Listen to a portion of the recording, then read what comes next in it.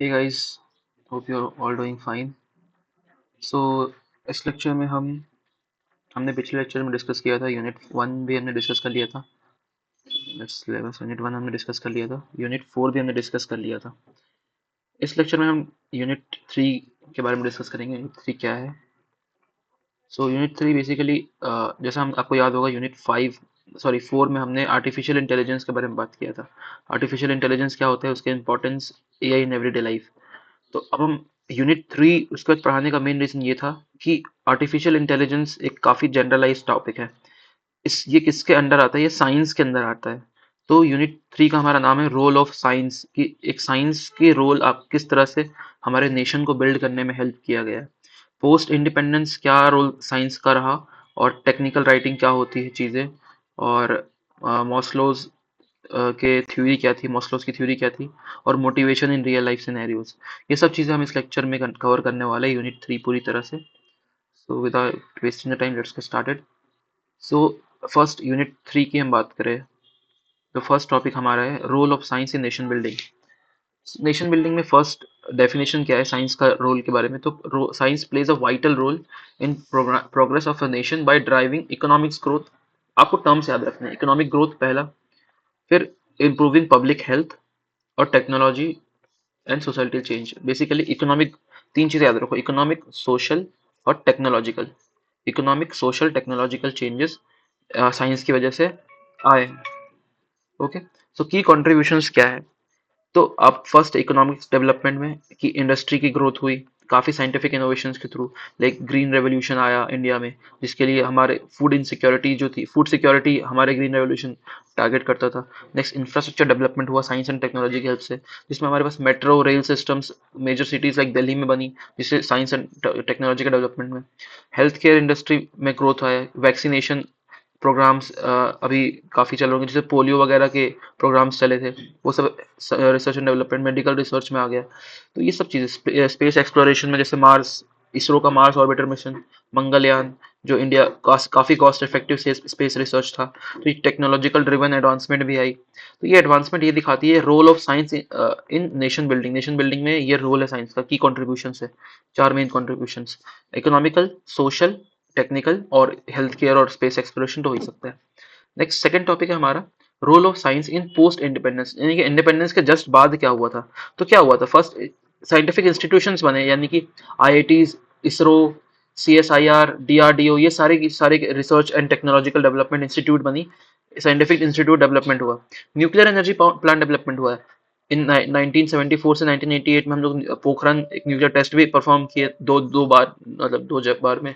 और nuclear power हम लोग एनर्जी एंड डिफेंस के लिए यूज कर सकते हैं। ग्रीन रेवोल्यूशन हो, जिसको हम लोग ऊपर डिस्कस किए थे, जिसमें हम या हाई एड क्रॉप वेराइटीज या अलग अलग वाइट रेवोल्यूशन जो हमने दूध वगैरह से किया गया था। ग्रीन रेवोल्यूशन हमने फर्टिलाइजर्स और अपने एग्रीकल्चर को इम्प्रूव किया। वीट एंड राइस प्रोडक्शन हमने पंजाब और हरियाणा में बढ़ाई ग्रीन रेवोल्यूशन के थ्रू। डिजिटल रिवोल्यूशन हुआ, उसमें हमारे आईटी और सॉफ्टवेयर सर्विसेज को हम लोग ने बेटर मतलब ग्रोथ मिला, जैसे like companies like Infosys, Cisco and Wipro, ये सब इसमें काफ़ी ओवर ग्रो किए। Next space and satellite programs run हुए, जैसे आर्यभट्ट प्रोग्राम हमने रन किया था, चंद्रयान मिशन रन किया, अभी रिसेंटली चंद्रयान थ्री भी हमने रन किया है 2023 में। तो ये सारे के सारे प्रोग्राम्स हमारे पोस्ट इंडिपेंडेंस में आ गए। तो यही है साइंस का रोल पोस्ट इंडिपेंडेंस में, ये सारे इसके अलग अलग की एक्सपेक्ट्स है, की इनिशिएटिव है। नेक्स्ट इज ये थोड़ा इंपॉर्टेंट टॉपिक है इस यूनिट के लिए, I think the most important topic, technical writing, क्योंकि इससे काफ़ी चीज़ें पूछी गई है। टेक्निकल राइटिंग क्या होती है? तो टेक्निकल राइटिंग देखते क्या होती है। Technical writing involves creating clear and precise documentation for technical processes, products and concepts। Precise documentation for process के लिए, प्रोडक्ट्स के लिए और कॉन्सेप्ट्स के लिए। तो टेक्निकल डॉक्यूमेंट बेसिकली हमारे पास एक प्रिसाइज डॉक्यूमेंट होने चाहिए, जो आपको प्रोसेस भी समझा दे, प्रोडक्ट क्या है वो भी समझा दे, और प्रोडक्ट किस तरीके में काम करे वो भी समझा दे। ये टेक्निकल राइटिंग का एक तरीका है। जैसा हमने सबने यूजर मैनुअल्स पढ़े होंगे, अभी वॉच हम कभी फोन लेते हैं उसके साथ यूजर मैनुअल आता है, वॉच खरीदते हैं उसके साथ यूजर मैनुअल आता है, वो सारे टेक्निकल राइटिंग्स में होते हैं, उसमें सारी टेक्निकल चीजें लिखी रहती है। रिसर्च पेपर उसका एग्जाम्पल है, प्रोजेक्ट रिपोर्ट्स का, इंस्ट्रक्शन के गाइड्स आते हैं सॉफ्टवेयर के, वो भी सारे टेक्निकल राइटिंग का यूज करके लिखे जाते हैं। सो बेसिक प्रिंसिपल क्या है टेक्निकल राइटिंग का? क्लैरिटी होनी चाहिए चीज़ों में, यानी कि use simple and concise language. ऐसा नहीं है कि बहुत ज़्यादा ही कुछ आपने लिटरेचर यूज कर रहा है, आपको बहुत concise easy to understand language use करनी है. Like instead of certain the location of, right, find the location of. Like example है कि as certain of the location of, ये एक समझो ये भी कुछ इतना खास वर्ड नहीं है, मतलब हाई फाई वर्ड तो नहीं है, पर instead of using frequent word हमें यूज करनी है. मतलब ऐसी चीजें जो काफी डॉक्यूमेंट या लिटरेचर वर्ड्स के जगह हम काफी फ्रीक्वेंट वर्ड यूज करेंगे, जैसे फाइंड द लोकेशन या दिस, सेटअप दिस, या गो टू देयर, इस टाइप की चीजें. फिर first is clarity, second is audience का फोकस. ऑडियंस का फोकस आपको रखना है, जैसे कंटेंट आपको रीडर्स लेवल ऑफ लैंग्वेज के हिसाब से बनानी है. Use technical like technical jargons for engineers but simple explanation for general public. अगर जनरल पब्लिक यूज करिए तो आपको एक्सप्लेनेशन सिंपल रखना पड़ेगा. जार्गन्स आप यूज कर सकते हो जब कोई इंजीनियर या कोई टेक पर्सन उस प्रोडक्ट को यूज कर रहा है तो. थर्ड इज लॉजिकल स्ट्रक्चर, आपका एक फ्लो चार्ट उसमें होना चाहिए, या हेडिंग होना चाहिए, या सबटाइटल बुलेट पॉइंट्स में सब कुछ लिखा होना चाहिए. आप कोई भी प्रोडक्ट लेते हो या कोई भी फोन लेते हो, उसमें जो भी पॉइंट्स लिखे रहते हैं इन सब फॉर्मेट में लिखे रहते हैं, वो लॉजिकल स्ट्रक्चर में होना चाहिए. फोर्थ इज एक्यूरेट, अब जो भी लिखो वो प्रिसाइज और फैक्चुअल होना चाहिए इन्फॉर्मेशन, यानी कि एग्जैक्ट मेजरमेंट या टेक्निकल डॉक्यूमेंट्स में आपका होना चाहिए. फिर visual aids, diagrams, tables, chart आप ये बना सकते हो, जैसे इंग्रेडिएंट्स वगैरह में कैसे चार्ट टेबल बनाते हैं इन लोग, तो वो जरूरी है. तो ये सारे 5 पॉइंट हमें जरूरी है, ये बेसिक प्रिंसिपल्स है टेक्निकल राइटिंग करने के. अगर हमें कल कल कोई प्रोडक्ट दिया जाए, फॉर एग्जांपल आप एक एक्टिविटी लो ना, आप खुद का एक प्रोडक्ट ढूंढो और उसके हिसाब से अपने खुद के टेक्निकल राइटिंग करो, तो ये एक अच्छा असाइनमेंट बन सकता है कि आप खुद से टेक्निकल राइटिंग कर सकते हो नहीं कर सकते हो. तो ये पांचों पॉइंट आपको ध्यान रखना है और आपको खुद से टेक्निकल राइटिंग करनी है. Next is practice activity on technical writing. Activity क्या है? Write a user manual of a product such as smartphone, coffee maker, include the following. जैसे मैंने आपको बताया, जो भी मैंने आपको बताया वही चीज में है, वो सोचो अगला टॉपिक ही है हमारा. ये हमने पढ़ लिया, science, nation building, independence, technical writing, basic rules पढ़ लिया. प्रैक्टिस एक्टिविटी भी हमने अभी देख लिया. प्रैक्टिस एक्टिविटी क्या है वो देख लेते हैं. तो राइट अ यूजर मैनुअल, आप एक स्मार्टफोन ले लो अपना खुद का, उसका यूजर मैनुअल, आप उसका पहले इंट्रोडक्शन डालो, डिस्क्राइब द प्रोडक्ट, फिर कंपोनेंट्स डालो, list the, explain each part, कौन कौन से उसके पार्ट है. जैसे बटन है, कीपैड फोन में बटन होता है, तो ईच बटन का क्या रोल है, वो कीपैड एक हो गया. फिर वो कॉल कट बटन या कॉल रिसीव बटन, और भी चीजें होती है वो. Use, how to use, step by step instruction किस टाइप में यूज करना है. ट्रबल शूट करने के लिए कॉमन इश्यूज या सॉल्यूशंस के लिए, उसके सॉल्यूशंस क्या है, तो ट्रबल शूट करने के लिए पूरे इंस्ट्रक्शंस क्या है वो सब आप देख सकते हो. तो ये एक बेसिकली एक पर्पसफुल एक्टिविटी है जो आपको हेल्प कर सके टेक्निकल राइटिंग के लिए. नेक्स्ट, इसका एप्लीकेशन क्या है टेक्निकल राइटिंग का. जैसे मैंने बताया इतने सारे टॉपिक सिर्फ टेक्निकल राइटिंग पे है, तो ये इसको सबसे मोस्ट इंपॉर्टेंट टॉपिक बनाता है यूनिट 3 का. तो एप्लीकेशन क्या है रियल लाइफ सिनेरियो में? एप्लीकेशन है ना यार, हेल्थ केयर में एप्लीकेशन है कि राइटिंग मेडिकल रिसर्च पेपर और drug information.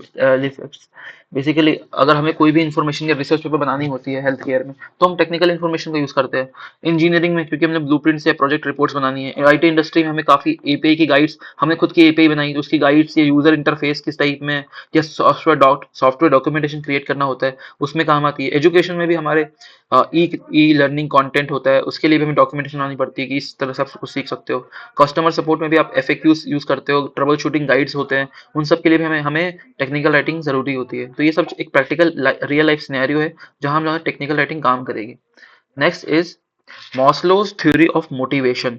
मॉस्लोज theory of motivation explain करता है human motivation, explains about needs, hierarchy of needs for human motivation as a progression. Okay, so Maslow theory of motivation हमें ये बताता है कि जो हमारी ह्यूमन मोटिवेशन की नीड है, उसके 5 लेवल्स में उसको डिवाइड किया है. फर्स्ट इज साइकोलॉजिकल नीड, फिर safety need, love and belonging, steam need, और सेल्फ एक्चुअलाइजेशन. साइकोलॉजिकल नीड होती है हमारी बेसिक नीड, जैसे फूड, वाटर, शेल्टर, इसके बिना हम रह नहीं सकते. सेफ्टी नीड होती है हमारी सिक्योरिटी, फाइनेंशियल स्टेबिलिटी और हेल्थ, ये सब हमारी हमारी सेफ्टी नीड्स है. नेक्स्ट है love and belongings, like relationships और सोशल कनेक्शंस, ये भी हमारी एक नीड है. स्टीम्ड नीड्स हमारी रिकॉग्निशन, अचीवमेंट्स एंड रिस्पेक्ट, ये हमें चाहिए. और सेल्फ एक्चुअलाइजेशन मतलब realizing one's potential and personal growth भी हमें चाहिए. तो ये 5 ऐसी हायरार्की है, हायरार्किकल ऑर्डर है जिस जो हमें चाहिए एक मोटिवेशन मेंटेन रखने के लिए, एक मोटिवेशन के लिए.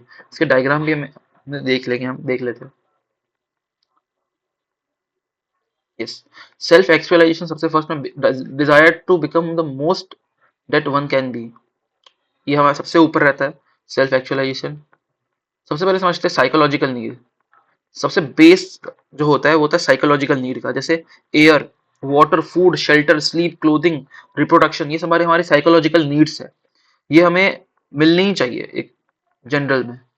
नेक्स्ट है हमारे सेफ्टी नीड्स, कि हमें ये भी चाहिए, इसके ऊपर होती है, जैसे हमारी पर्सनल सिक्योरिटी हो गई, एम्प्लॉयमेंट हो गया। अब पर्सनल सिक्योरिटी नहीं रही तो रहोगे कहाँ, एम्प्लॉयमेंट नहीं होगी तो खाओगे क्या, रिसोर्सेज, हेल्थ, प्रॉपर्टी, ये सब कुछ आपकी सेफ्टी नीड्स है। Then love and belonging, friendship, intimacy, family, love and sense of connection, ये सब चीजें होनी चाहिए इस टीम में आपके। Respect, self esteem, status, recognition, strength, freedom, ये आपको बना के आना है। यहाँ पर भी एक एग्जाम्पल होगा कहीं। ओके सर, एक ही है।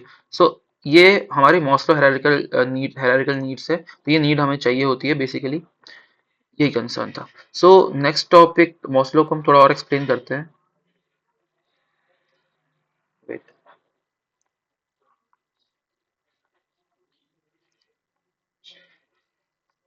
यस, तो ये पांच चीजें, पांच लेवल्स होती है, पांच लेवल्स हमने देख लिए।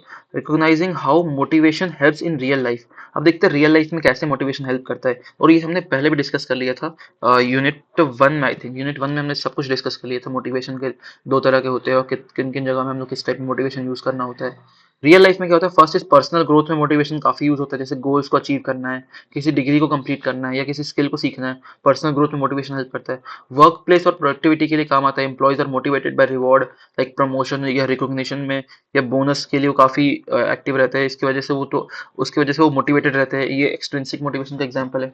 ओवरकमिंग चैलेंजेस है, मोटिवेशन हमें हेल्प करता है, हम अपने चैलेंजेस, अपने सेटबैक्स, अपने कोई भी जो हमने टारगेट रखा है उसको हम ओवरकम कर सके, मतलब कोई भी हमारा फियर है, कोई भी हमारा वीकनेस है, उसको हम ओवरकम कर सके। जैसे athletes are working hard to recover from injuries and return to the field, ये उनको एक इंट्रिंसिक मोटिवेशन देता है। तो ये मोटिवेशन इन रियल लाइफ था। फिर leveraging motivation in real life scenarios, तो इसके लिए हम स्टेप्स रहते हैं, पहले तो क्लियर गोल्स हमें पता होना चाहिए, कि plan to lose 5 kg in 3 months through diet and exercise, हमें पूरा एक्शनेबल प्लान पता है। Next is celebrate small wins, कि आपने छोटे छोटे विंस को आपको सेलिब्रेट करना है। Reward yourself for completing weekly task.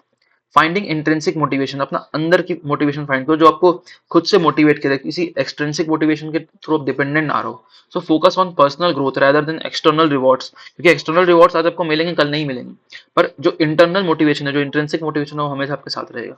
Example, learning a language for self-improvement rather than a job or requirement. Learning a new skill for self-improvement rather than job में काम आएगा, इस चीज़ के लिए आपको इंटरेस्ट होना चाहिए उस चीज़ के लिए, वो उसके लिए काम करो। Positive reinforcement, like use reward or reinforce desired behavior, like teacher praises student to encourage participants in class. Like अपने रिवॉर्ड्स को इस तरह से यूज करो ताकि आप आगे आने वाले स्टेप्स जो आपको लेना है, प्लान्स को आप और अच्छे से कर सको। अपने रिवॉर्ड्स को इस टाइप में यूज करो, ना कि इस टाइप में नेगेटिव यूज करो कि आपको रिवॉर्ड्स मिल गया तो आप बैठ गए आराम से, वो नहीं होना चाहिए। आपको उसको पॉजिटिव रीइंफोर्समेंट की तरह लेना है, कि आपको अगर प्रेज मिला टीचर के थ्रू, या कुछ भी आपको रिवॉर्ड मिला, उसको आपसे उससे आपको मोटिवेट होना है, खुद से मोटिवेशन के थ्रू मोटिवेट होना, और उसको बोलते हैं रीइंफोर्समेंट। मोटिवेशन के थ्रू मोटिवेट होना, पॉजिटिव रीइंफोर्समेंट, और उसके थ्रू आप और मेहनत कर रहे हो, और चीज़ों पे काम कर रहे हो अपने डिजायर्ड बिहेवियर को अचीव करने, बिहेवियर के थ्रू। तो यही जो मेन कंक्लूजन मैंने आपको बताया, ये कंक्लूजन है। दिस इज अ थिंग जो हमारे यूनिट 3 में पढ़ना था। हमने मॉस्लोज भी पढ़ लिया, रिकॉग्निशन ऑफ मोटिवेशन, और लिवरेजिंग मोटिवेशन कैसे लिवरेज कर सकते हो, और हमने पिछले एग्जांपल से भी डिस्कस किया था, जो हमारे पास 3 एम्प्लॉइज थे, जिसमें मोटिवेशन किस टाइप में काम करता है। अगर मोटिवेशन से आई थिंक टॉपिक अगर कुछ भी एग्जाम में आता है तो आप लिख सकते हो, इट इज गारंटीड। ओके, सो यहाँ हमने ये भी कवर कर लिया था, और हमने यूनिट 4 भी देख लिया। नेक्स्ट हम यूनिट 2 कवर करेंगे कल, कल नहीं तो आज, सॉरी, नेक्स्ट वीडियो में। और that will be good, and thank you for have your time, and have a nice day. Bye bye.